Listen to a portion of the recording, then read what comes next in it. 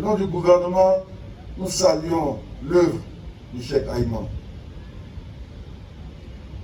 Tous les instruments d'encadrement, de meilleure organisation de la communauté musulmane en Côte d'Ivoire ont eu la touche du Cheikh.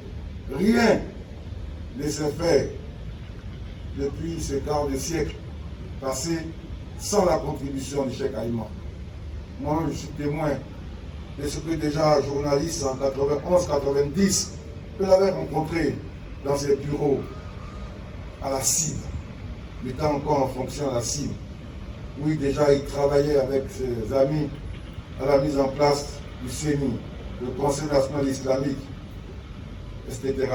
Oui, il s'est impliqué pour unir toutes les organisations musulmanes en Côte d'Ivoire, pour qu'il y ait la paix entre tous ses frères. Et ensuite, oui, comment il s'est impliqué pour que, au-delà de la religion musulmane, qu'il y ait un dialogue harmonieux entre les religions, qui est l'harmonie interreligieuse entre toutes les confessions. On a vu ce travail-là. On a vu avec le Cheikh toute cette contribution qui ont donné Al-Bayan en radio et aujourd'hui en télévision. Comment il s'est impliqué pour sensibiliser tout le monde. Aujourd'hui, c'est un grand homme qui s'en va. La Côte d'Ivoire perd un grand homme de foi, un homme de foi, un homme de paix, un artisan de concorde, un homme qui prenait l'amour et un homme qui était très proche des défavorisés, des démunis, un homme qui prônait la justice sociale. Moi-même, ministre de l'Intérieur, combien de fois m'a-t-il pas appelé? Et à chaque fois que je venais, ce n'a jamais été pour un problème personnel. C'était toujours pour attirer notre attention sur les souffrances des populations démunies, à Bobo, à Boaké, à Yopougon, etc., à Makori, à Poumassi. C'était un homme juste, un homme qui voulait aider les plus pauvres, qui portait la parole des plus faibles.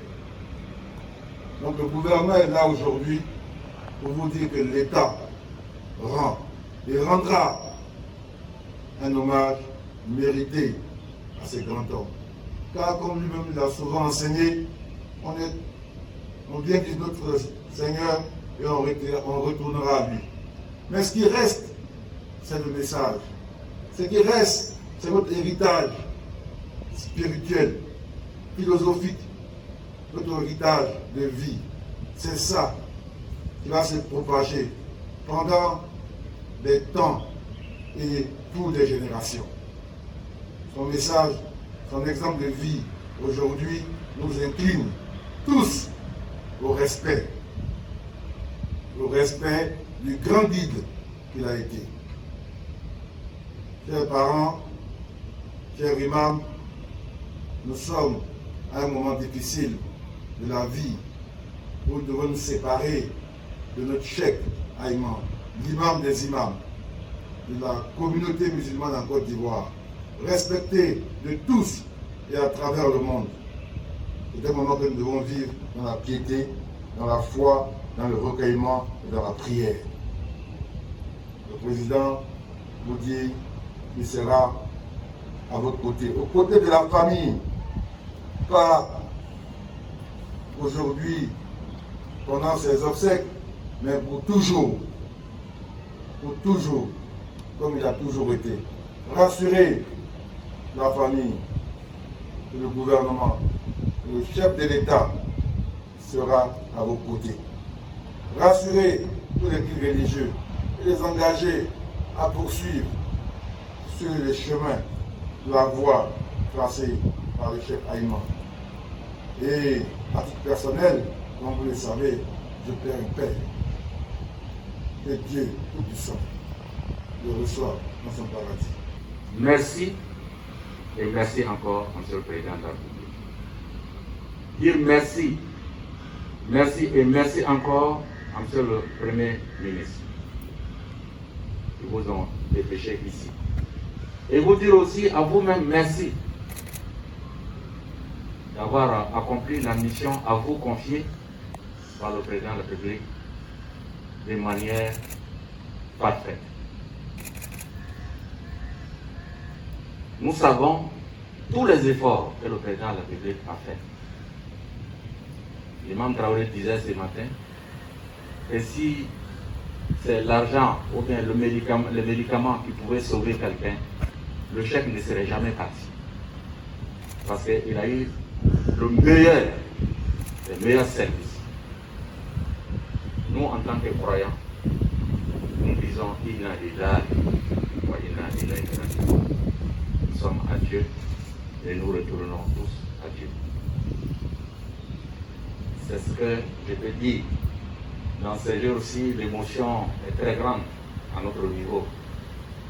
Donc la parole est quelquefois difficile. C'est ce que je tenais à vous dire.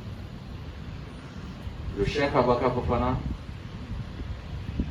lors de la dernière conférence des imams, nous avons eu des témoignages de nos frères qui sont venus de la sous-région ouest-africaine et au-delà, qui nous ont dit que le chèque que vous avez n'est pas seulement le chèque de la Côte d'Ivoire.